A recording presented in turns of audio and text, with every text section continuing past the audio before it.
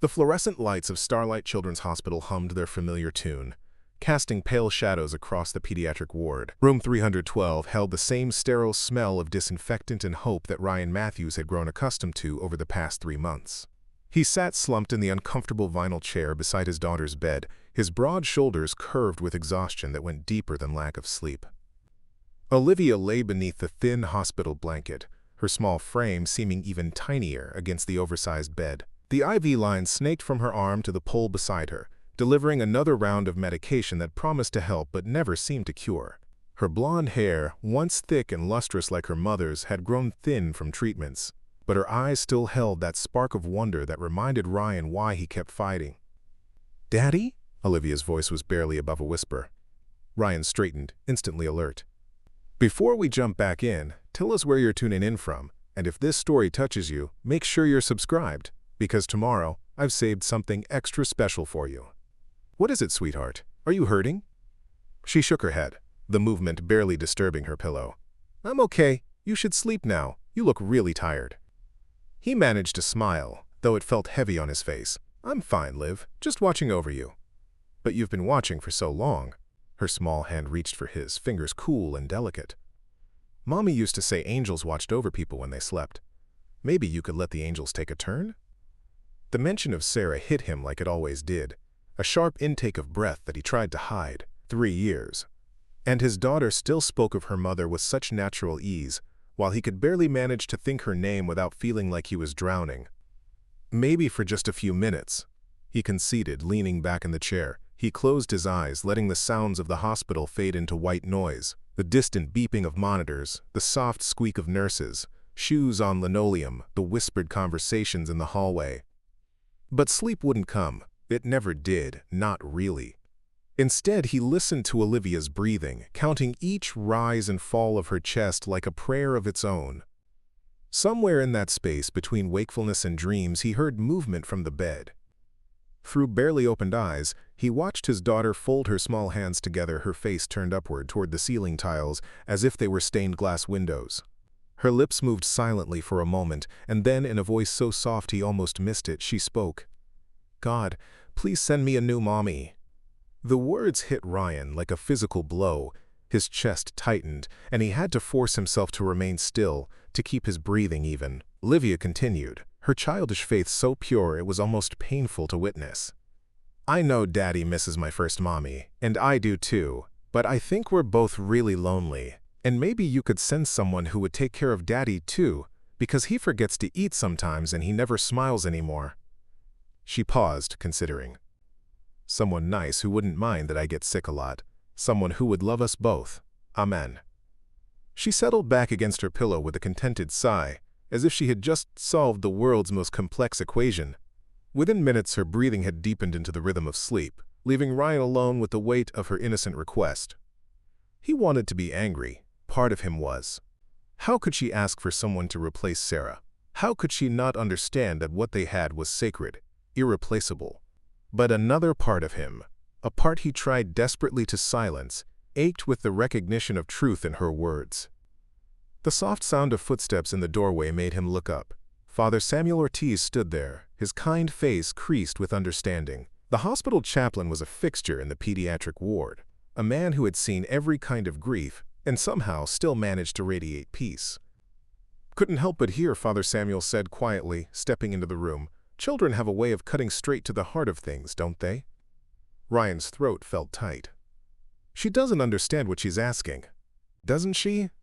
The older man moved to stand beside Olivia's bed, looking down at her sleeping form with gentle affection. "Sometimes I think children see truths we adults bury beneath our fear." "It's not about fear," Ryan protested, though his voice lacked conviction. "It's about honoring my wife's memory, about not betraying what we had." Father Samuel nodded thoughtfully. "And tell me, what do you think your wife would want for Olivia? For you?"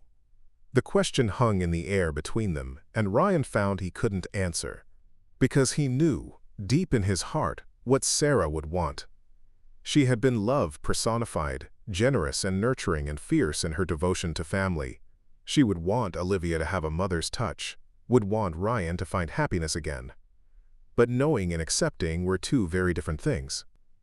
"I should go," Father Samuel said softly. "But Ryan? Sometimes the greatest act of faith isn't holding on. Sometimes it's letting go and trusting that love multiplies rather than divides."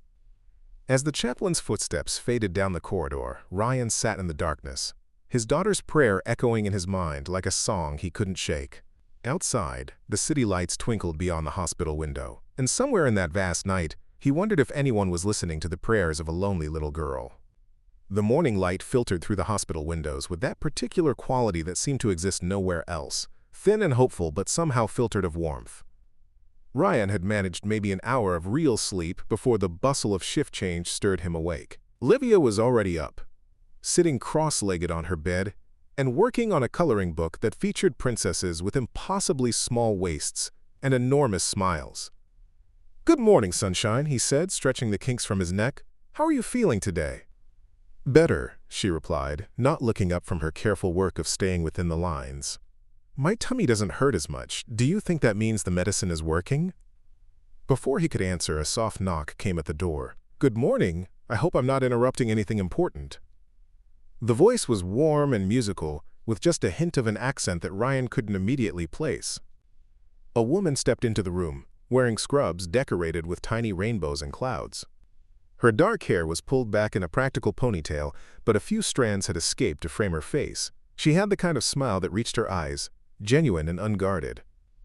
"I'm Hannah Cruz, and I'll be Olivia's primary nurse while she's with us." She approached the bed with easy confidence, her attention focused entirely on his daughter. "And you must be the famous Olivia I've heard so much about." Olivia looked up from her coloring, immediately intrigued. "Famous? Oh, yes," Hannah said with mock seriousness, pulling up a chair. "The other nurses told me there's a little girl in room 312 who's the best artist on the whole floor. They said she could probably teach the art teacher a thing or two." A genuine smile spread across Olivia's face, the first Ryan had seen in days. "I'm not that good, but I like to color. Do you like to color?" "I love to color, but you know what I love even more?" Hannah reached into her pocket and pulled out what appeared to be a regular medical glove. With quick, practiced movements, she inflated it and twisted the fingers, creating what looked remarkably like a rooster's head. "I love making new friends." She made the glove puppet bob and dance, speaking in a silly, high-pitched voice. "Hello there! I'm Roberto the Rubber Chicken, and I'm here to make sure you have at least one laugh every day you're in this place."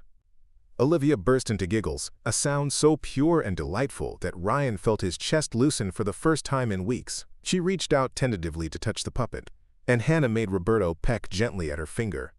"He likes you," Hannah said in her normal voice. "Roberto's very picky about his friends, but I can tell you two are going to get along just fine." "Can I try?" Olivia asked, her eyes bright with curiosity. "Of course!" Hannah deflated Roberto and handed the glove to Olivia, then guided her small hands through the process of creating her own puppet. Soon they were engaged in an elaborate conversation between Roberto and Olivia's creation, Princess Squeaks. Ryan watched from his chair, struck by how naturally Hannah interacted with his daughter. There was no condescension in her manner, no forced cheerfulness that so many medical staff seem to adopt around sick children. She treated Olivia like a complete person, deserving of respect and genuine engagement. "Mr. Matthews?" Hannah's voice drew him from his observations. "I wanted to introduce myself to you as well. I know having a new nurse can be unsettling when you're used to a routine." He stood, extending his hand. "Ryan, and thank you for this." He gestured toward Olivia, who was now making Princess Squeaks dance across her blanket. She hasn't laughed like that in a long time. Hannah's smile softened. "Laughter really is the best medicine, isn't it? Though I promise I won't let Roberto interfere with the real medicine." She glanced at the chart in her hands. "Speaking of which, I see Olivia's due for her next round of medication in about an hour. Is there anything I should know about her routine? Any preferences or concerns?" The question was professional, appropriate, but something in her tone suggested she genuinely cared about the answer. Ryan found himself studying her face, looking for signs of the practiced sympathy he'd grown accustomed to.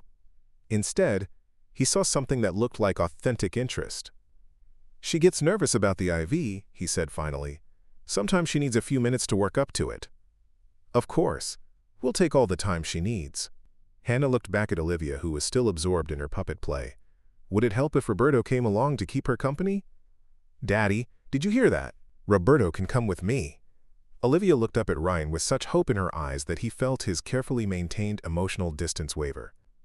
That sounds perfect, sweetheart. Hannah nodded and made a note on her chart.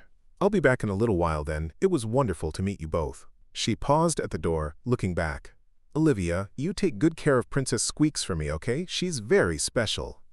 I will, Olivia called out, waving Princess Squeaks enthusiastically. After Hannah left, the room felt somehow brighter, as if she'd taken some of the hospital's institutional sterility with her. Olivia continued playing with her puppet, humming softly to herself in a way she hadn't done in weeks. She's nice, isn't she, Daddy? Olivia said without looking up from her coloring book, where she'd returned to work on the princess's elaborate gown. Yes, Ryan admitted. She seems very nice. She reminds me of somebody, Olivia mused, her crayon moving carefully along the lines. I can't remember who, but somebody important. Ryan felt a chill run down his spine, remembering her prayer from the night before. But he pushed the thought away, telling himself it was just coincidence. Children were naturally drawn to kindness, and Hannah was clearly a kind person. It didn't mean anything more than that. Did it?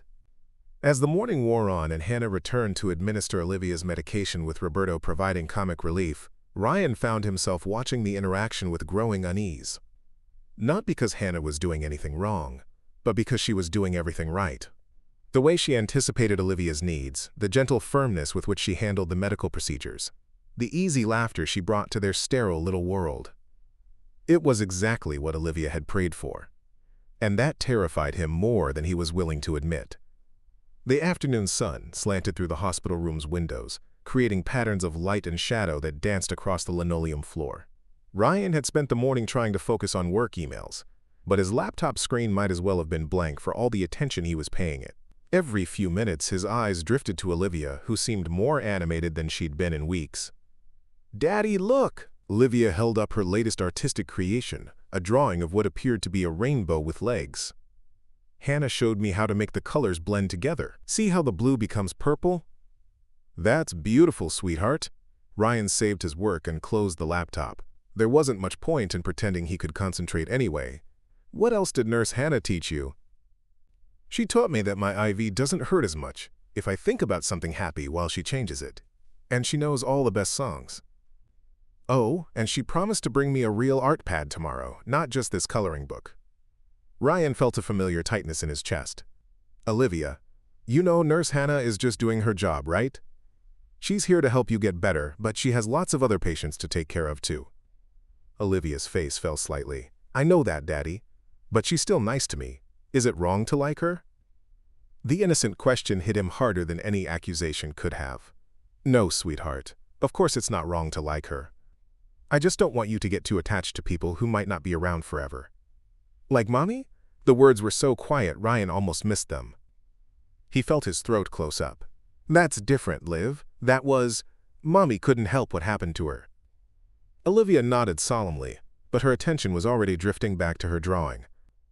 Children had a way of accepting difficult truths without dwelling on them, a resilience that Ryan sometimes envied. A soft knock interrupted his brooding. Mind if I come in? It was Dr. Claire Zhang, Olivia's pediatrician, holding a tablet and wearing the kind of smile that suggested good news. Dr. Zhang. Olivia brightened immediately. Look what I drew. That's magnificent, Olivia. I love the colors. Dr. Zhang examined the drawing with appropriate seriousness before turning to Ryan. Could I speak with you for a moment? Maybe we could step into the hallway? Ryan's stomach clenched. Conversations in the hallway were never casual. He kissed Olivia's forehead and promised to be right back, then followed Dr. Zhang into the corridor. Is everything okay? He asked, though he dreaded the answer. More than okay, actually. That's what I wanted to discuss. Dr. Zhang consulted her tablet. Olivia's blood work from this morning shows significant improvement. Her white cell count is stabilizing, and her energy levels are obviously much better. Relief flooded through him. So the treatment is working? The medical treatment, yes. But I think there's more to it than that. Dr. Zhang paused, choosing her words carefully. I've been Olivia's doctor for 3 years now, Ryan. I've seen her through good days and bad days, and I've learned to read her moods pretty well. These past few days, there's been a change in her that goes beyond what medication can accomplish. Ryan knew where this was heading, and he didn't like it. What kind of change? She's happier, more engaged. When I examined her this morning, she spent 10 minutes telling me about her new nurse and all the things they've been doing together. When was the last time you saw her that excited about anything? She's just responding to the kindness, Ryan said defensively. Any nice person would have the same effect. Would they? Dr. Zhang's tone was gentle but probing. Ryan, I know this is complicated for you. I know you've been through hell, and you've been an incredible father to Olivia through all of it. But have you considered that maybe what she needs right now isn't just medical care? What are you trying to say? I'm saying that healing isn't just physical. Olivia's been through trauma too, losing her mother so young, spending so much time in hospitals. She's a resilient kid, but she's also a 7-year-old girl who craves maternal nurturing. Dr. Zhang glanced back toward the room. I'm not telling you what to do with your personal life, but I am telling you, as Olivia's doctor, that her emotional well-being is just as important as her physical health. Ryan stared through the small window in the door, watching Olivia color with intense concentration. Hannah's just being nice. It doesn't mean anything. Maybe not, but maybe it does. And maybe that's not something to be afraid of. Before he could respond, another voice joined the conversation. Am I interrupting? They turned to see Hannah approaching with a small gift bag in her hands and an uncertain smile on her face. She looked between Ryan and Dr. Zhang, clearly sensing the tension in the air. Not at all, Dr. Zhang said smoothly. I was just finishing up with Mr. Matthews. Good to see you, Hannah. As the doctor walked away, Hannah stood there awkwardly, clutching the gift bag. I hope I'm not overstepping, she said. I just thought Olivia might like these. She opened the bag to reveal a set of professional-grade colored pencils and a sketch pad. I noticed she was really interested in art, and I thought she might enjoy having some better supplies. The gesture was thoughtful, generous, and completely inappropriate. Ryan felt his defenses rising like walls around a fortress. That's very kind of you, but you don't need to buy things for Olivia. She's not your responsibility. Hannah's face flushed, and she took a step back. Of course. I'm sorry. I didn't think. Hannah, Olivia's voice rang out from the room, bright with excitement. Is that you? Did you bring Roberto? Hannah looked at Ryan questioningly. He wanted to say no, wanted to create distance, wanted to protect the careful boundaries he'd built around their life. But Olivia was calling for her, and he could hear the joy in his daughter's voice. Just for a few minutes, he said finally. Hannah's smile returned, though more cautiously than before. Thank you, I won't stay long. She disappeared into the room, and soon Ryan heard laughter again, the sound echoing into the hallway like light spilling from an open door. He stood there for a long moment, wrestling with conflicting emotions. When he finally returned to the room, he found Hannah sitting on the edge of Olivia's bed, showing her how to use the colored pencils to create different textures and shading techniques. Olivia was completely absorbed, her tongue poking out slightly in concentration as she tried to replicate Hannah's demonstration. These are so much better than crayons, Olivia breathed. Look, Daddy, look how the colors work. Ryan had to admit the difference was remarkable. Under Hannah's guidance, Olivia's simple drawings had become more sophisticated, more expressive. She was creating art that looked beyond her years, as if Hannah had unlocked some hidden talent. She's very gifted, Hannah said softly, her attention still focused on Olivia's work. Has she always been artistic? Her mother was an artist, Ryan found himself saying. Painted watercolors. Olivia used to sit in her studio for hours, just watching. Something shifted in Hannah's expression. A deeper understanding, perhaps. She must miss that, she said quietly. The connection to her mother through art. Ryan didn't trust himself to respond. Because Hannah was right, and he hadn't even realized it until she said it. Olivia's sudden enthusiasm for drawing wasn't just about having someone pay attention to her. It was about feeling connected to Sarah again, in a way that medical treatments and worried conversations couldn't provide. I should probably get going, Hannah said, glancing at the clock. Dinner will be coming around soon, and I have other patients to check on. Wait, Olivia said, grabbing Hannah's hand. Will you read me a story tonight? Daddy's really tired, and sometimes he falls asleep in the middle. Ryan felt heat rise in his cheeks. "Olivia, Nurse Hannah has her own life. She can't stay here all evening." "I don't mind," Hannah said quickly.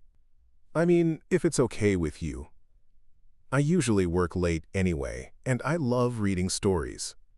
Every instinct told him to say no, to maintain the professional distance that kept their world safe and predictable. But Olivia was looking at him with such hope, and he remembered Dr. Zhang's words about emotional healing. "All right," he heard himself say, "just this once." Olivia clapped her hands together, and Ryan caught sight of her face in profile, the way the light caught her features. For just a moment, she looked exactly like Sarah, and he felt his breath catch. Maybe that's why he was so afraid of letting Hannah in. Because when Olivia was happy, really happy, she looked like her mother. And if Hannah was the one making her happy, then Hannah was bringing Sarah back to life in their daughter's face. The question was whether that was a gift to be treasured or a ghost to be feared. 3 days had passed since Hannah's first evening story session, and Ryan found himself caught in an uncomfortable routine. Each night, Olivia would ask for Hannah to read to her, and each night, Ryan would reluctantly agree. He told himself it was temporary, that once Olivia was feeling better, things would go back to normal. But normal seemed to be shifting beneath his feet like sand. The morning light filtered through the familiar hospital windows as Ryan returned from the cafeteria with coffee that tasted like burnt cardboard and regret. He'd left Olivia sleeping peacefully, her new sketch pad clutched against her chest like a security blanket. But when he pushed open the door to room 312, he found her wide awake, sitting cross-legged on her bed with colored pencils scattered around her like confetti. "Good morning, sunshine," he said, settling into his chair. "You're up early." "I had an idea for a picture," Olivia said, not looking up from her work. Her tongue poked out slightly in concentration, the way it always did when she was focused. "A really important one." Ryan sipped his coffee and watched her work, noting the careful way she chose each color, the deliberate strokes of her pencil. Since Hannah had brought her the art supplies, Olivia's drawings had become more sophisticated, more intentional. It was as if Hannah had unlocked something that had been waiting inside her all along. "Can I see what you're working on?" "Not yet," Olivia said, hunching protectively over her paper. "It's a surprise, but it's almost finished." Ryan settled back in his chair, content to wait. Outside, the sounds of the hospital continued their familiar symphony. The soft beeping of monitors, the whispered conversations of medical staff, the distant sound of children's laughter from the recreation room. It was a world he'd grown accustomed to, a place that had become more home than their actual house in many ways. 20 minutes later, Olivia set down her colored pencil with a satisfied sigh. "Done," she held up the paper, beaming with pride. "Do you want to see?" Ryan's coffee cup stopped halfway to his lips. The drawing showed 3 figures standing in front of what was unmistakably their house, with its blue shutters and the oak tree in the front yard. But it wasn't just him and Olivia. A third figure stood between them, a woman with dark hair pulled back in a ponytail, wearing scrubs decorated with tiny rainbows. "It's our family," Olivia announced, as if that explained everything. "See, there's you, and there's me, and there's Hannah." The words hit Ryan like a physical blow. "Sweetheart, Hannah isn't part of our family. She's your nurse." "But she takes care of us," Olivia said, her voice taking on that patient tone children used when explaining obvious things to dense adults. "And she makes us both smile. And she loves me, I can tell. Doesn't that make her family?" Ryan stared at the drawing, feeling something crack inside his chest.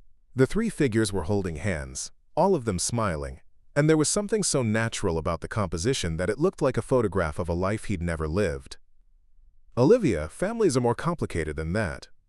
"Are they?" She tilted her head, studying his face. "Daddy, don't you like Hannah?" The question was innocent, but it cut straight to the heart of his conflict. Because the truth was, he did like Hannah. That was the problem. He liked the way she made Olivia laugh, the way she seemed to understand his daughter's needs without being told. He liked her quiet competence, her gentle humor, the way she treated Olivia not as a sick child, but as a complete person deserving of respect and joy. And that terrified him. "It's not about liking her," Ryan said carefully. "It's about understanding that some people are in our lives temporarily. When you get better, we'll go home, and Hannah will stay here to take care of other children." Preparing and narrating this story took us a lot of time, so if you are enjoying it, subscribe to our channel, it means a lot to us. Now back to the story. Olivia's face fell. But what if I don't want her to take care of other children? What if I want her to come home with us? Before Ryan could answer, there was a soft knock at the door. "Good morning!" Hannah's voice carried its usual warmth as she entered with a breakfast tray. "How are my two favorite people today?" "Hannah!" Olivia's sadness evaporated instantly. "Look what I drew!" She held up the family portrait with pride, and Ryan watched Hannah's face carefully. He saw surprise flash across her features, followed by something that looked like longing, quickly replaced by professional composure. "This is beautiful, Olivia," Hannah said softly. "You've really captured the details perfectly. Is this your house?" "Yes." "And that's our family." Olivia pointed to each figure in turn. "Daddy, me, and you. Do you like it?" Hannah's eyes met Ryan's briefly, and he saw uncertainty there, as if she was asking permission for something. "It's wonderful," she said finally. "Though I think your daddy might have something to say about me being part of your family." Ryan felt cornered, caught between his daughter's innocent hope and his own fear. "It's a lovely drawing," he said diplomatically, "but Olivia sometimes gets confused about the difference between people we care about and people who are actually family." He watched Hannah's face as he spoke, saw the slight flinch at his words. But she maintained her smile, reaching out to touch Olivia's hand. "Your daddy's right, sweetheart. I'm your nurse, and I care about you very much. But caring about someone and being their family are different things." Olivia looked between them, her young mind clearly struggling to understand the distinction. But why can't they be the same thing? The question hung in the air like incense, heavy with implications. Ryan found himself unable to answer, because he wasn't sure he understood the distinction anymore either. "I should let you two have your breakfast," Hannah said, her voice slightly strained. "I'll check back later to see how you're feeling, okay?" After she left, Olivia carefully placed her drawing on the bedside table, smoothing it with her small hands. "Daddy, what's that word you use sometimes? When something is meant to happen." "Destiny?" "No, the other one, when God makes things happen for a reason." "Providence." "That's it." Olivia picked up her orange juice and took a careful sip. "I think maybe Hannah is Providence." Ryan felt his world tilt slightly on its axis. Because coming from anyone else, the word might have seemed naive or presumptuous. But from Olivia, with her unwavering faith and innocent wisdom, it sounded like prophecy. Later that evening, when Olivia had fallen asleep after another story from Hannah, Ryan found himself standing alone in the hospital chapel. The room was quiet, lit only by the soft glow of candles and the city lights filtering through stained glass windows. He wasn't sure what he was looking for, or even what he believed anymore, but as he stared at the simple wooden cross mounted on the wall, he found himself thinking about prayers and providence, about the difference between what we want and what we need. Somewhere in the distance, he could hear the soft sound of footsteps in the corridor, the gentle murmur of night shift nurses making their rounds. Life continuing whether he was ready for it or not. The drawing was still on Olivia's bedside table when he returned to the room, three figures holding hands under a pencil-drawn sun. And despite everything he told himself about boundaries and appropriate relationships, Ryan couldn't bring himself to put it away. The alarm started at 2:17 a.m., a sharp, insistent beeping that cut through the hospital's nighttime quiet like a scream. Ryan jolted awake in his chair, instantly alert as years of hospital vigils had trained him to be. Olivia was sitting up in bed, her small body racked with violent coughing that seemed to come from somewhere deep in her chest. "Liv!" Ryan was at her side in seconds, his hand on her back as she struggled to catch her breath between coughs. Her face was flushed, her eyes wide with fear and confusion. "It's okay, sweetheart. Just try to breathe slowly." But the coughing continued, each spasm seeming to steal more air from her lungs. Ryan reached for the call button with shaking hands, his mind racing through possibilities, none of them good. This wasn't like her usual episodes. This was something different, something urgent. "Help!" he called out to the hallway, his voice cracking. "We need help in here." The response was immediate. Footsteps pounded down the corridor, and suddenly the room was filled with people. But through the chaos of voices and movement, Ryan heard one voice that cut through his panic like a lifeline. "Move aside, please. Let me through." Hannah appeared at Olivia's bedside, her face calm and focused, despite having clearly been woken from sleep. Her hair was loose around her shoulders and she was wearing street clothes rather than scrubs, but her movements were sure and professional as she assessed the situation. "How long has she been coughing?" she asked Ryan, her hands already checking Olivia's pulse, her breathing pattern. "Just a few minutes, but it came on so suddenly. She was fine when she went to sleep." Ryan's words tumbled over each other in his panic. "Is she okay? What's happening?" "Hey there, sweetheart," Hannah said directly to Olivia, her voice gentle but commanding. "I know this is scary, but I need you to try something for me. Can you look at me?" Olivia's coughing subsided momentarily, and she met Hannah's eyes, tears streaming down her face. "Good girl. Now, I want you to breathe with me, okay? In through your nose, slow and steady." Hannah demonstrated, her own breathing deliberately slow and deep. "That's it. You're doing great. Now, out through your mouth, nice and easy." Ryan watched in amazement as Olivia began to follow Hannah's lead, her breathing gradually becoming less labored. Other nurses had arrived, along with Dr. Zhang, but Hannah remained the focal point, the calm center around which everyone else orbited. "Let's get her oxygen levels checked," Dr. Zhang said, but Hannah was already moving, reaching for the pulse oximeter with practiced efficiency. 92%, she reported. "Not critical, but we should get her on supplemental oxygen to be safe." As the medical team worked around them, Ryan found himself watching Hannah with a new kind of awareness. This wasn't the gentle nurse who made glove puppets and told bedtime stories. This was a medical professional who knew exactly what she was doing, who could take control of a crisis with steady hands and clear thinking. "Daddy?" Olivia's voice was small and frightened. "Is something really wrong with me?" Ryan started to answer, but the words wouldn't come. His throat felt tight with fear and helplessness, with the terrible knowledge that despite all his vigilance, he couldn't protect her from everything. "You know what I think," Hannah said, settling into the chair beside Olivia's bed as Dr. Zhang finished her examination. "I think your body was just reminding us that it's working really hard to get better. Sometimes when we're fighting off illness, we have little setbacks that feel scary but aren't actually dangerous. Like when you're climbing a really tall hill," Olivia asked, her breathing now steady with the help of the oxygen cannula. "Exactly like that. Sometimes you have to stop and rest, catch your breath, before you can keep climbing. But that doesn't mean you're not going to make it to the top." Dr. Zhang nodded approvingly. "Hannah's absolutely right. Your chest x-ray from yesterday showed significant improvement, and this episode doesn't change that. We'll keep you on oxygen overnight just to be safe, but I expect you'll be feeling much better by morning." As the medical team dispersed and the room returned to its nighttime quiet, Ryan found himself alone with Hannah and Olivia. His daughter had drifted off to sleep, her breathing peaceful now with the assistance of supplemental oxygen. "Thank you," Ryan said quietly, the words feeling inadequate for what he wanted to express. "When she started coughing like that, I didn't know what to do." "You did exactly what you should have done," Hannah replied. "You stayed with her, you called for help, and you kept her calm until we could get here." "That's not nothing, Ryan." The use of his first name caught him off guard. For weeks, she had maintained professional distance, calling him Mr. Matthews, despite the informal atmosphere that had developed around Olivia's care. But in this moment of crisis, those boundaries had fallen away. "I felt so helpless," he admitted. "All these months of watching over her, thinking I could somehow keep her safe by never leaving her side. But when it really mattered, when she needed medical help, I couldn't do anything." Hannah was quiet for a moment, studying his face in the dim light. "Can I tell you something? In my 5 years of pediatric nursing, I've seen a lot of fathers, some who are absent, some who are involved but overwhelmed, some who think they can control everything through sheer force of will." She paused. "You're none of those.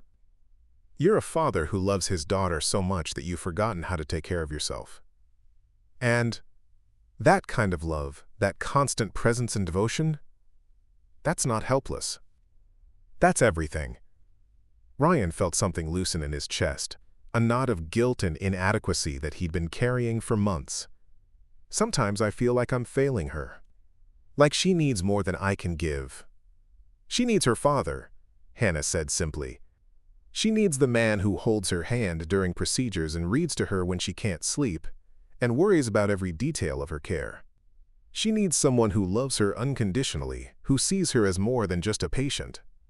Hannah's voice softened. But maybe she also needs people around her who can support both of you. People who can share the load when it gets too heavy for one person to carry alone. The implication hung between them, unspoken but clear. Ryan looked at his sleeping daughter, then at Hannah, who had appeared like an answer to a prayer he hadn't known he was praying.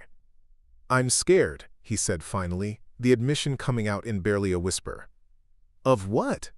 "Of letting someone in and having them leave. Of Olivia getting attached to someone who won't always be there." He paused, swallowing hard. "Of dishonoring my wife's memory by moving on." Hannah nodded slowly, as if she understood the weight of what he'd shared.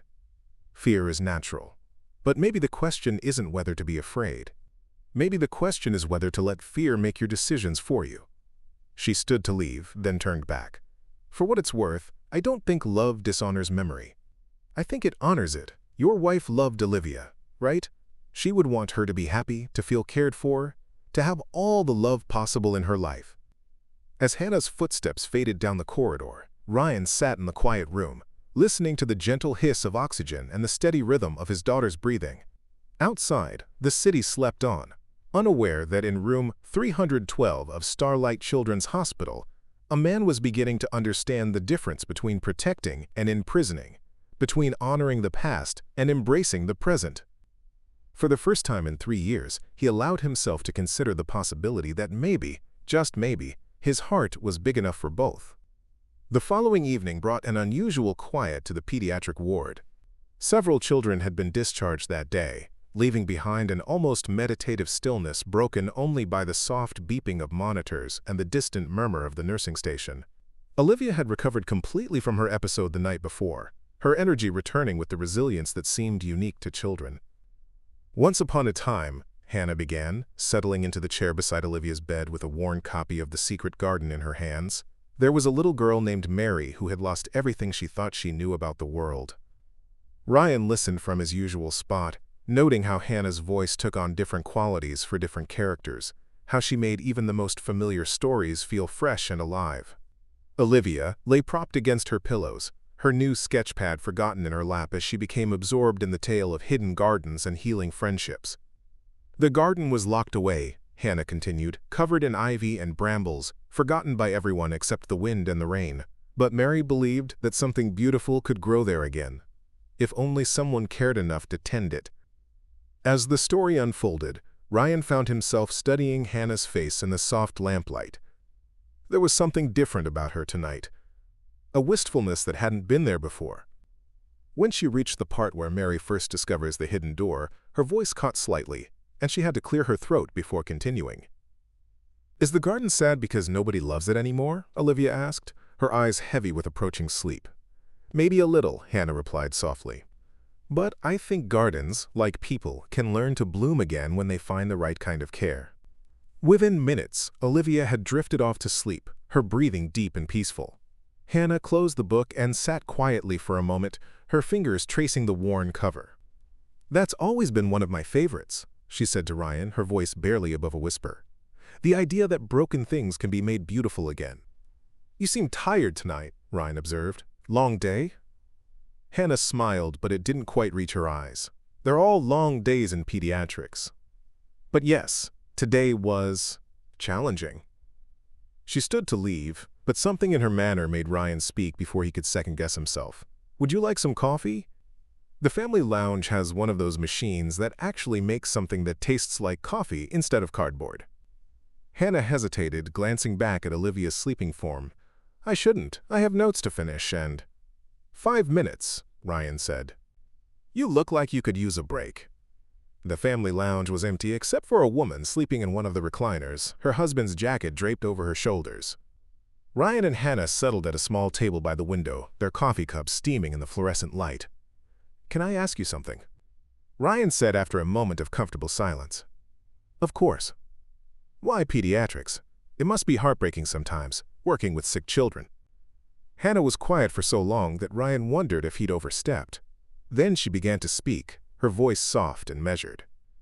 "I used to work in obstetrics," she said, "labor and delivery. I loved it, helping bring new life into the world, seeing families at their happiest moments." She took a sip of coffee, her hands wrapped around the cup as if seeking warmth. I was engaged then, to a man named David. We had everything planned out: the wedding, the house, our future children. Ryan felt something shift in the air between them, a sense of approaching revelation. I got pregnant, Hannah continued. We were so excited, so ready to start our family. But at 20 weeks, she trailed off, staring out the window at the city lights. We lost the baby, a girl. We were going to name her Sophia. Hannah, I'm so sorry. She nodded, accepting his sympathy but not dwelling in it. David couldn't handle it. The grief, the uncertainty about trying again. He said he needed space to figure things out, but what he really needed was to be somewhere I wasn't, somewhere he didn't have to look at me and remember what we'd lost. Ryan thought about his own grief, how it had consumed him for months after Sarah's death. But at least he'd had Olivia to anchor him, to give him a reason to keep functioning. Hannah had lost everything at once. So you switched to pediatrics? After the divorce was final, yes, I couldn't go back to labor and delivery. Too many painful associations. But I found that working with children who were fighting to get better, helping families through difficult times, it gave me purpose again. It made me feel like Sophia's life, however brief, had meaning. The honesty of her admission hit Ryan like a physical force. Here was someone who understood loss in a way that few people could. Someone who had chosen to transform her pain into service, rather than letting it consume her. Does it ever get easier? He asked. The grief? It changes, Hannah said thoughtfully. It becomes less like drowning and more like carrying something heavy that you've learned to balance. Some days it feels lighter than others, but it's always there. She looked at him directly. I imagine you know something about that. Ryan nodded, feeling an unexpected kinship with this woman who had just trusted him with her deepest pain. Sarah, my wife, she died in a car accident. Completely sudden, no warning. One day we were planning Olivia's 4th birthday party, and the next day I was trying to explain to a 3-year-old why Mommy wasn't coming home. That must have been impossible. I told her that Mommy had gone to heaven to be with the angels, and that she was watching over us. Olivia accepted it with that matter-of-fact way children have about difficult truths. But I felt angry. At God, at the universe, at Sarah for leaving us. He paused, surprised by his own honesty. I still feel angry sometimes. Anger is part of love, Hannah said gently. It's the price we pay for caring so deeply about someone. They sat in silence for a moment, two people who had learned that life could change in an instant, that the future you planned could disappear without warning. But instead of feeling heavy or sad, Ryan found the silence comforting. For the first time in years, he was with someone who understood not just his words but the weight behind them. Is that why you're afraid? Hannah asked quietly. Of letting people get close? Because you know how much it hurts to lose them? The question was direct but not accusatory, asked with the gentleness of someone who had walked through the same dark territory. Partly, Ryan admitted, but it's more than that. Olivia has built this whole fantasy around you, this idea that you could be her new mother. And I'm terrified that if I don't stop it now, if I let myself start to care about you the way she already does, then when you inevitably move on to another job, another life, we'll be left picking up the pieces of her broken heart. Hannah was quiet for a long time, and when she spoke, her voice was barely audible. What if I don't want to move on? The words hung between them, like a bridge neither was sure they were ready to cross. Ryan felt his heart skip, felt the careful walls he'd built around their relationship begin to crack. Hannah, I know it's complicated, she said quickly. I know there are professional boundaries, and I know you have every reason to be cautious. But Ryan, what if Olivia isn't the only one who's been praying for something she didn't know how to ask for? Before he could respond, his phone buzzed with a text from the night nurse. Olivia was asking for him. The spell of their conversation broke, and they both stood, suddenly aware of where they were, of the lines they had almost crossed. I should go, Hannah said, not meeting his eyes. Olivia will want you there when she wakes up. Hannah, wait! But she was already walking away, leaving Ryan alone with his coffee and the weight of possibilities he wasn't sure he was brave enough to consider. Friday morning arrived with news that Ryan had been hoping to hear for weeks. Olivia was stable enough for a weekend home visit. Dr. Zhang delivered the announcement with a smile that reached her eyes. explaining that while Olivia would need to return for her Monday treatment, spending time in familiar surroundings could be beneficial for her emotional well-being. 2 whole days at home, Olivia breathed, clutching her sketchpad against her chest. Will you come see our house, Hannah, please? I want to show you my room and the swing in the backyard and the place where Mommy's flowers used to grow. Hannah glanced at Ryan, uncertainty flickering across her face. That's very sweet of you to ask, but your daddy might want some quiet family time. Actually, Ryan heard himself saying, the words surprising him as much as anyone, maybe you'd like to join us for lunch on Saturday? If you're not working, that is. The invitation hung in the air like a soap bubble, fragile and iridescent. Ryan couldn't quite believe he'd extended it, but something about the previous night's conversation had shifted something fundamental inside him. Hannah had shared her deepest pain with him, had shown him that grief could be transformed into something generous rather than something that isolated.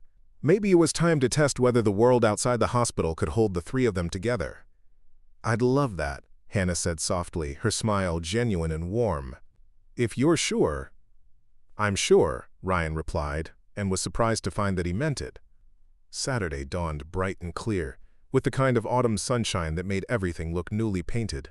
Ryan spent the morning cleaning the house with an energy he hadn't felt in months, opening windows and letting fresh air chase away the staleness of a home that had been lived in but not truly inhabited. Olivia supervised from the couch, wrapped in her favorite blanket and offering commentary on his technique.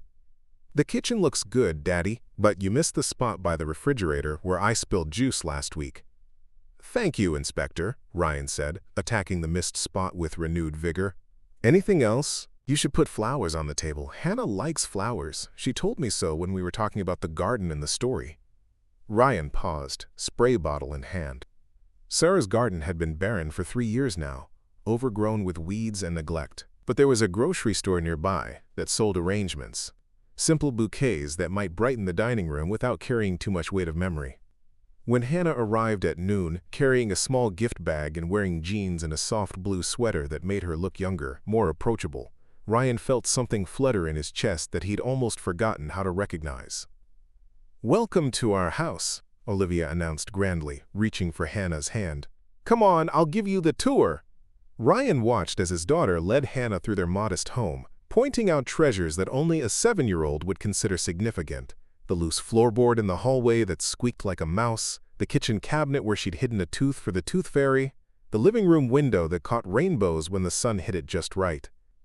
And this is my room, Olivia said, pushing open the door to reveal a space that was part little girl's bedroom, part art studio. Her walls were covered with drawings, some old crayon scribbles, some newer work done with the colored pencils Hannah had given her. But what caught Ryan's attention was the newest addition, the family portrait, carefully taped to the wall beside her bed. I put it where I can see it when I go to sleep, Olivia explained to Hannah, so I can dream about when we're all together all the time. Hannah knelt down to Olivia's eye level, her expression serious and gentle. It's a beautiful picture, sweetheart. You're a wonderful artist. Do you think it could really happen? Olivia asked, her voice small and hopeful. The picture, I mean. Do you think we could really be a family? The question hung in the air, too big and too honest for easy answers. Ryan felt his throat tighten, watching Hannah's face as she considered her response. I think, Hannah said carefully, that families come in all different shapes, and I think the most important thing is that people love each other and take care of each other. The rest is just details. It wasn't a promise, but it wasn't a dismissal either. It was hope wrapped in honesty, and somehow that felt more valuable than false reassurances. Lunch was simple, grilled cheese sandwiches and tomato soup, but it felt like a celebration. They ate in the dining room with the flowers Ryan had bought that morning, sunlight streaming through the windows and painting everything golden. Hannah complimented Olivia's table-setting skills and helped her cut her sandwich into star shapes, just because it seemed like fun. Tell Hannah about the swing, Daddy, Olivia urged between bites of soup. What swing? Hannah asked, playing along with Olivia's obvious setup. The one in the backyard that Daddy built for me. It's the best swing in the whole world, but Daddy never uses it anymore because he says he's too big. I don't think I'm too big, Hannah said thoughtfully. Maybe after lunch you could show me how it works? And so they found themselves in the backyard, where an old oak tree held a simple rope swing that swayed gently in the autumn breeze. Olivia demonstrated proper swinging technique while Hannah pushed her, both of them laughing as leaves drifted down around them like confetti. "Your turn," Olivia called out when she'd had enough. "Show Hannah how high you can go, Daddy." Ryan hadn't been on the swing since Sarah's death. He'd built it for Olivia when she was 4, but it had been Sarah who'd spent hours out here, pushing their daughter higher and higher while their laughter echoed off the neighbor's fence. The swing had become another artifact of their old life, something too precious and painful to touch. But now Hannah was looking at him with challenge and warmth in her eyes, and Olivia was clapping her hands with anticipation, and somehow the swing didn't look like a monument to the past anymore. It looked like an invitation to the present. He settled onto the wooden seat, feeling slightly ridiculous, but strangely free. Hannah moved behind him, her hands gentle on his back as she gave him a push. For a moment he flew forward, leaves rushing past his face, the world tilting and straightening in the ancient rhythm of childhood joy. "Higher," Olivia called out, and Hannah obliged, her laughter mixing with his as he soared through the dappled sunlight. When he finally came to a stop, breathless and grinning, he found both Hannah and Olivia watching him with identical expressions of delight. "See?" Olivia said triumphantly. "I told you the swing was magic." As the afternoon stretched into evening, Ryan found himself reluctant to let the day end. They moved inside as the air grew cooler, settling in the living room, where Hannah helped Olivia with a particularly challenging drawing of the oak tree, while Ryan made hot chocolate that actually tasted like something other than powder and water. "This is the best day ever," Olivia announced, curled up between Ryan and Hannah on the couch, her latest artistic creations spread across their laps. "Can we do this every weekend?" The innocent question hit Ryan with unexpected force. Because as he looked around his living room, at Hannah's shoes by the door, at Olivia's contented smile, at the easy way they'd all settled into this domestic tableau, he realized that somewhere between lunch and the swing and the quiet evening that followed, something had shifted. The house didn't feel like a museum anymore. It felt like a home where 3 people belonged together. "We'll see, sweetheart," he said, his voice rougher than he'd intended. But when he met Hannah's eyes over Olivia's head, he saw his own dawning realization reflected there. This wasn't just a pleasant afternoon anymore. This was a glimpse of what their life could look like, if they were brave enough to reach for it. The question was whether courage was something that could be learned, or whether it was something you either had or you didn't. The nightmare came at 3 a.m., vivid and merciless in the way that only dreams could be. Ryan found himself standing in their old kitchen, sunlight streaming through windows that Sarah had hung with herbs to dry. She was there, solid and real, wearing the yellow dress she'd loved, the one he donated to charity because seeing it in the closet had been too painful. "You're replacing me," she said, her voice carrying disappointment rather than anger. "You're letting another woman raise our daughter." "Sarah, no," he tried to explain, but the words felt thick and clumsy in his mouth. "It's not like that. Olivia needs her father to remember who her mother was. She needs you to keep me alive in her heart, not to bring in some stranger to take my place." "Hannah's not a stranger. She cares about Olivia. She cares about us." Sarah's face grew sad, the kind of bone-deep sadness that had haunted Ryan's waking hours for 3 years. "I died, Ryan. I left you both when you needed me most. And now you're going to forget me completely, aren't you? You're going to pretend that what we had didn't matter." "That's not true. Look at yourself. You're happy again. You're moving on. In a few years, Olivia won't even remember me. She'll call Hannah Mom, and you'll let her, and I'll be nothing but a photograph on the mantle." Ryan woke with a gasp, his heart pounding and his shirt soaked with sweat. The hospital room was dark except for the soft glow of monitors, and Olivia was sleeping peacefully in her bed, her breathing steady and untroubled. But the dream's accusations echoed in his mind, like accusations he'd been leveling at himself for weeks. Was he betraying Sarah's memory? Was he so lonely, so desperate for companionship, that he was willing to let a stranger step into the sacred space his wife had occupied? The doubt crept through him like poison, contaminating the joy he'd felt during yesterday's perfect afternoon. When Hannah arrived for her morning shift, Ryan could barely meet her eyes. The easy warmth they'd shared seemed impossible now, replaced by a cold professionalism that he erected like a wall between them. "Good morning," Hannah said, her voice carrying its usual gentle cheer. "How's our patient today?" Fine, Ryan replied curtly, not looking up from his laptop. She slept through the night. Hannah hesitated, clearly sensing the change in his manner. Ryan, is everything okay? You seem… I'm fine. We're both fine. Just tired. The dismissal in his tone was unmistakable, and Ryan saw Hannah flinch as if he'd struck her. But instead of pressing the issue, she simply nodded and turned her attention to Olivia, who was just beginning to stir. Good morning, sunshine, Hannah said to his daughter, her voice determinedly bright. How are you feeling today? Olivia sat up, immediately alert to the tension in the room. Children had radar for such things, an uncanny ability to sense when the adults in their world were struggling. Hannah, why does Daddy look angry? I'm not angry, sweetheart, Ryan said quickly, though he could hear the stiffness in his own voice. I'm just focused on work. But Olivia wasn't fooled. She looked between Ryan and Hannah with the serious expression she wore when trying to solve complex problems. Did you and Hannah have a fight? Nurse Hannah and I don't have fights, Ryan said, emphasizing the professional title. We have a professional relationship. Hannah's face went pale at his words, and Ryan felt a stab of guilt, even as he told himself it was necessary. They had crossed lines that shouldn't have been crossed, had allowed personal feelings to complicate what should have been a straightforward medical situation. Throughout the morning, Ryan maintained his distance, responding to Hannah's questions about Olivia's care with clipped, professional answers. He avoided looking at her directly, afraid that her hurt expression would weaken his resolve. This was for the best, he told himself. Better to establish boundaries now than to let things progress further and cause more pain later. But Olivia wasn't having any of it. Daddy, you're being mean to Hannah, she announced during lunch, her voice carrying the moral authority that only children possessed. She brought me new crayons, and you didn't even say thank you. I thanked her appropriately, Ryan replied, though he knew it sounded weak. No, you said, that's unnecessary in your scary voice. That's not a thank you. Ryan felt heat rise in his cheeks. Had he really used his scary voice? The thought of intimidating Hannah, who had been nothing but kind to both of them, made him feel small and petty. Sometimes grown-ups have complicated feelings, Liv.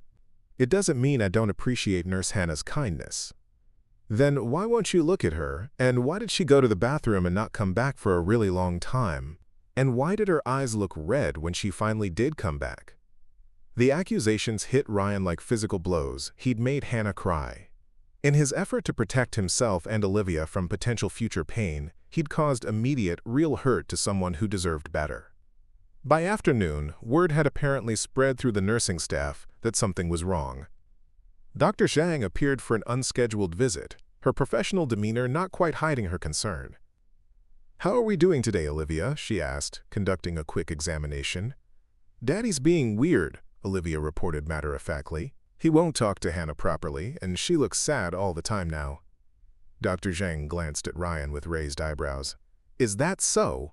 Well, medically speaking, you're doing wonderfully. Your blood work this morning was excellent, and I think we can start talking about going home permanently soon. Really? Olivia's face lit up. Can Hannah come visit us at home, please? That's up to your father and Nurse Hannah to decide, Dr. Zhang said diplomatically. But Olivia, would you like to go to the playroom for a little while? I think your father and I need to have a grown-up conversation. After Olivia had been escorted away by another nurse, Dr. Zhang turned to Ryan with an expression that brooked no nonsense. Want to tell me what's going on? Yesterday you seemed like a different person, relaxed, hopeful. Today you look like you haven't slept in a week, and Hannah requested to be reassigned to a different patient. She what? The words hit Ryan like a punch to the stomach. She said she felt she could no longer provide optimal care for Olivia due to personal complications. I told her I'd consider it, but first I wanted to understand what those complications might be. Ryan sank into his chair, the fight going out of him all at once. I think I'm losing my mind, Dr. Zhang. Yesterday I was ready to move forward, to take a chance on something that could be wonderful. But then I had this dream about Sarah, and I started thinking about what it means to let someone else into our lives, and I got scared. Scared of what? Of forgetting her, of Olivia forgetting her, of dishonoring everything Sarah meant to us by replacing her with someone else. Dr. Zhang was quiet for a moment, then pulled up the chair Hannah usually occupied. Ryan, can I share something with you?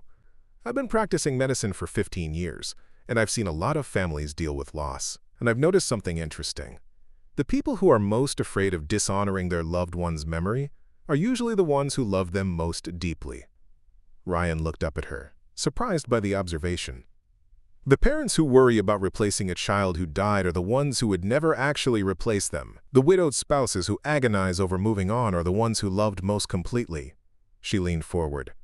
Your fear of forgetting Sarah tells me how much you loved her. But Ryan, love isn't finite. It doesn't run out when you give it to new people. How can you be so sure? Because I've watched you with Olivia. Your love for her doesn't diminish your love for Sarah, does it?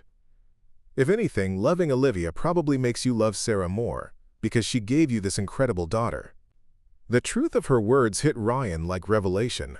Loving Olivia had never felt like a betrayal of Sarah. It had felt like a continuation of what they'd built together. Hannah isn't trying to replace Sarah, Dr. Zhang continued gently. She's trying to love the family Sarah left behind. There's a difference. As her words sank in, Ryan felt the walls he'd built that morning begin to crumble. He'd been so focused on protecting the past that he'd almost destroyed the present. And in doing so, he'd hurt someone who deserved only kindness from him. I need to find Hannah, he said, standing abruptly. Yes. Dr. Zhang agreed. I think you do. The hospital chapel was empty, except for a figure kneeling in the front pew, her dark hair falling like a curtain around her face.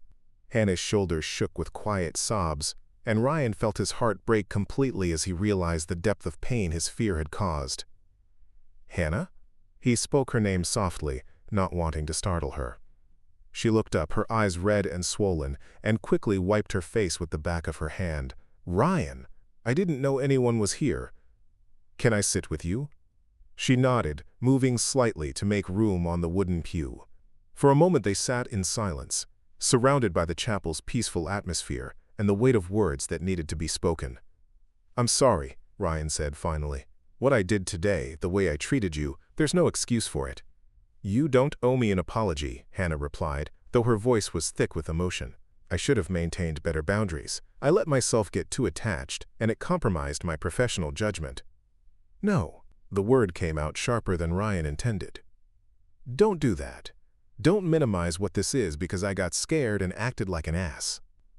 Hannah turned to look at him, surprise flickering across her tear-stained face. I had a dream about Sarah last night, Ryan continued. She was angry with me for moving on, for forgetting her. And when I woke up, all I could think about was how I was betraying her memory by letting myself care about you. He paused, struggling with the words. But the truth is I've been falling in love with you for weeks, and that terrifies me. Hannah's breath caught audibly. Ryan. Let me finish, please. I've been telling myself it was about protecting Olivia, about maintaining appropriate boundaries. But really, I was protecting myself. Because if I let myself love you, really love you, then I have to risk losing you. And I don't know if I'm strong enough to survive that kind of loss again. So you decided to push me away first. Yes. And in doing so, I hurt you, which is the exact opposite of what someone who claims to care about you should do. Ryan turned to face her fully. Dr. Zhang told me you requested reassignment. Hannah nodded, fresh tears spilling down her cheeks. I can't keep pretending that taking care of Olivia is just a job anymore. When you shut me out today, when you looked at me like I was just another nurse, it felt like my heart was being ripped out. That's not professional. That's not healthy for anyone involved. What if I don't want you to be just another nurse? The question hung between them like a bridge, fragile but real. Hannah stared at him, searching his face for something, honesty, perhaps, or courage. What are you saying? Ryan took a deep breath, feeling like he was standing at the edge of a cliff. I'm saying that yesterday, when we were at the house, when you were pushing Olivia on the swing and helping her with her drawings and making our living room feel like a home again, I realized something. I realized that Sarah wouldn't want me to spend the rest of my life protecting her memory at the expense of Olivia's happiness, or my own. Ryan! I love you, he said simply. I love the way you make Olivia laugh, the way you treat her like she's the most important person in the world. I love your strength and your gentleness and the way you've shown me that it's possible to heal without forgetting. I love that you understand loss in a way that most people don't, and that you've chosen to transform your pain into something that helps others. Hannah was crying again, but this time her tears looked different, softer, hopeful. I love you too, she whispered. I've been trying not to, trying to maintain professional distance, but I love you both so much it hurts. When Olivia shows me her drawings or asks me to read her a story, I pretend it's just part of my job. But really, I'm imagining what it would be like if this was my life. If you were my family. Ryan reached for her hand, intertwining their fingers. What if it could be? Are you sure? Because Ryan, I can't be a temporary thing in Olivia's life. If we do this, if we really try to build something together, I need to know that you're not going to wake up one morning and decide you've made a mistake. The intensity of her words, the vulnerability in her voice, made Ryan understand the weight of what he was asking. This wasn't just about his own heart anymore. This was about Olivia's future, about Hannah's capacity for love after her own devastating losses. I can't promise I won't get scared again, he said honestly. I can't promise it will be easy to blend our lives together, or that there won't be moments when I struggle with guilt or doubt. But I can promise that I won't run away again. I can promise that if we do this, I'm all in. Hannah studied his face for a long moment, and Ryan held his breath, waiting for her decision. Okay, she said finally. Let's try. The simple words felt like the most profound vow Ryan had ever heard. He leaned forward and kissed her softly, tasting salt from her tears and something else. Hope, maybe, or the beginning of a new kind of love. When they broke apart, Hannah was smiling through her tears. What do we tell Olivia? The truth, Ryan said. That sometimes the best things in life come when you're brave enough to ask for them. As they walked back through the hospital corridors hand in hand, Ryan felt something he hadn't experienced in 3 years. The sense that the future held possibilities worth looking forward to. Behind them, the chapel's stained glass windows caught the afternoon light, casting rainbows across empty pews where 2 people had just decided to trust and love again. Olivia was in her room when they returned, working on yet another drawing. She looked up as they entered, her eyes immediately going to their joined hands. Are you friends again? She asked hopefully. Something like that, Ryan said, sitting on the edge of her bed while Hannah took her usual chair. Liv, how would you feel if Hannah became more than just your nurse? If she became part of our family? Olivia's face lit up like sunrise. You mean like in my drawing? Really and truly? Really and truly, Hannah confirmed, reaching out to smooth Olivia's hair. If that's what you want. It's what I prayed for, Olivia said matter-of-factly. I knew God would figure it out eventually. He just needed you two to stop being scared. Ryan and Hannah looked at each other over his daughter's head, both of them struck by the simple wisdom of a 7-year-old who had never stopped believing that love was possible, even in the darkest places. Outside the hospital window, the sun was setting over the city, painting the sky in shades of gold and rose. And in room 312, 3 people who had found each other in the most unlikely of circumstances began to plan their first real day as a family. 3 months later, the evening light filtering through the windows of Starlight Children's Hospital held a different quality, softer somehow, touched with the promise of spring. Room 312 had been transformed for a special occasion. Colorful streamers hung from the ceiling, and a small table in the corner held a cake decorated with rainbow frosting and 7 flickering candles. Make a wish, birthday girl, Hannah said, settling beside Olivia on the hospital bed, where she sat cross-legged in a new yellow dress, her hair adorned with a ribbon that matched. Olivia closed her eyes tightly, her small hands folded in concentration. Ryan watched from his chair, the same uncomfortable vinyl chair where he'd first heard her whispered prayer months ago, marveling at how much had changed. His daughter's cheeks held color now, her energy boundless despite the ongoing treatments. More importantly, her eyes sparkled with a joy that seemed to radiate from somewhere deep inside. I know what you wished for, Ryan teased as Olivia opened her eyes after blowing out the candles. You can't know, she protested, giggling. Wishes are secret. Let me guess, Hannah said, playing along. You wished for a pony? No. A trip to Disneyland? Nope. Olivia's laughter filled the room, drawing smiles from the nursing staff who had gathered in the doorway to watch the celebration. I know, Ryan said with mock seriousness. You wished for Roberto the Rubber Chicken to get his own talk show. Olivia dissolved into giggles at the absurd suggestion, her joy infectious, but as her laughter subsided, she grew thoughtful, looking between Ryan and Hannah with the wise expression she sometimes wore when contemplating important matters. "I didn't wish for anything," she said simply. "I just said thank you." The words hit Ryan with unexpected force. Thank you. Not for more, not for different, but gratitude for what was already here. "Thank you for what, sweetheart?" Hannah asked gently. "For answering my prayer. For sending me exactly the mommy I needed." Olivia reached for Hannah's hand, then for Ryan's, bringing them together in her small grasp. And for helping Daddy remember how to smile again. Ryan felt his throat tighten with emotion. In the months since that night in the chapel, their life had transformed in ways both large and small. Hannah had officially become Olivia's primary nurse, but more importantly, she had become family. She spent most evenings with them, whether at the hospital or at home. She knew how Olivia liked her toast cut, and which bedtime stories were favorites. She had slowly, carefully helped Ryan tend Sarah's abandoned garden, planting new flowers alongside the perennials that had survived 3 years of neglect. "You know what I realized?" Ryan said, his voice rough with unshed tears. "Sometimes the best prayers aren't the ones asking for something new.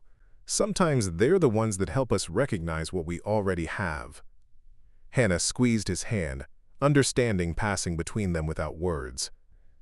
They had talked often about Sarah in recent months, sharing memories and ensuring that Olivia's mother remained a living presence in their expanding family.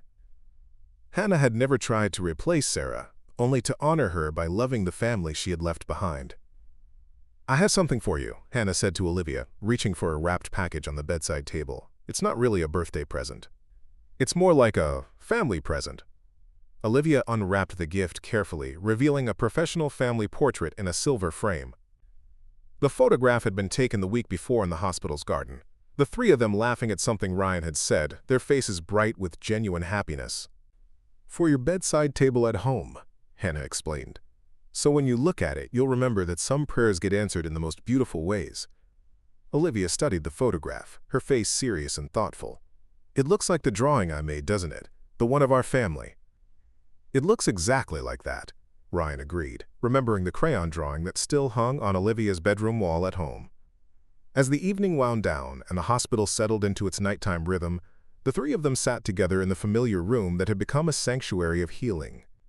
Outside, the city hummed with life, but inside room 312, time seemed suspended in a moment of perfect contentment. "I love you both so much," Olivia said sleepily, curled between Ryan and Hannah on the narrow hospital bed. "We love you too, sweetheart," Hannah whispered, pressing a kiss to the top of Olivia's head. Ryan looked around the room that had once felt like a prison of fear and uncertainty. Now it felt like the place where miracles happened, where prayers were answered not always in the ways expected, but always in the ways needed most. Sometimes, he thought, faith wasn't about asking for what you wanted. Sometimes it was about having the courage to accept the gifts that love offered, even when they came wrapped in unexpected packages. As Olivia drifted off to sleep between them, Ryan and Hannah sat in comfortable silence, two people who had learned that healing came not from forgetting the past but from allowing it to bless the future. Outside, the stars began to appear in the darkening sky, each one a reminder that even in the deepest darkness, light could always find a way to shine.